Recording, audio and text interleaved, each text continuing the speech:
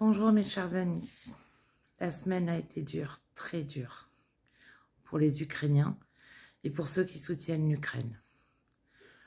Le mémorandum de Budapest de 1994 a volé en éclats. Cela fait bien longtemps, vous me direz, mais là, encore pire.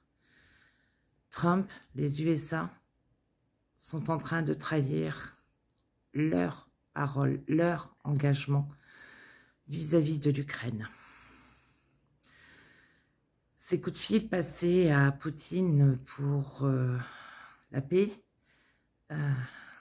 en Ukraine, c'est la paix au prix fort pour l'Ukraine.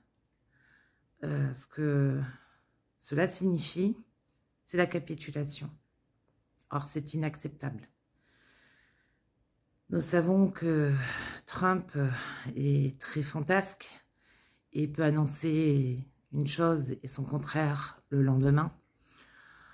En revanche, nous avons affaire à deux mâles alpha, que sont Poutine et Trump, avec une idéologie l'un et l'autre mortifère.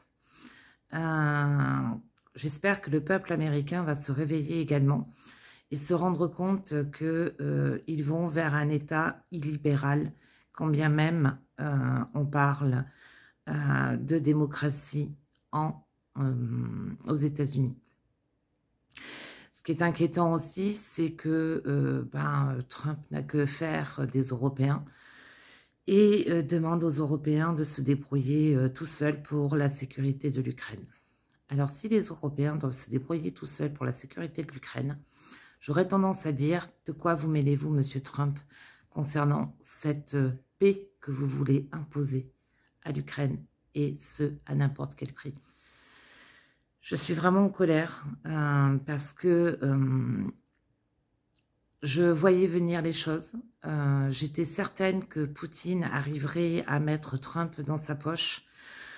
Les États-Unis changent de braquet. Ils n'ont que faire et ils ne veulent que America First and America Great Again. J'aurais tendance à dire que c'est America bad and not great. Quand on voit en plus que au moment des réunions de Munich hier, eh bien la Russie tape sur la centrale nucléaire de Tchernobyl, sur son sarcophage là qui est là pour protéger des irradiations. Quand on voit que tous les jours sur Pokrovsk et Kherson, la Russie tape, comment peut-on admettre une telle chose? Il est temps que les Européens se réveillent, fassent front, s'imposent dans les négociations, et il ne peut pas y avoir de négociations sur l'Ukraine sans l'Ukraine, bien évidemment, la Russie, les États-Unis, puisque c'est Trump qui a lancé les choses, et surtout sans les Européens. C'est sur notre continent que les choses se passent. Et quand je dis depuis très longtemps et que je soutiens Zelensky quand il dit que l'Ukraine se bat pour la paix et surtout la liberté et la démocratie en Europe, eh bien, nous y sommes. Demain, des élections importantes ont lieu en Allemagne. Est-ce que l'AfD va gagner? Est-ce que nous allons nous retrouver là aussi avec un parti fort qui va arriver au pouvoir? Nous sommes vraiment dans un temps dangereux. Les gens ne se rendent pas compte et ne prennent pas conscience que aujourd'hui se joue la paix de demain. Et il ne faut pas se leurrer.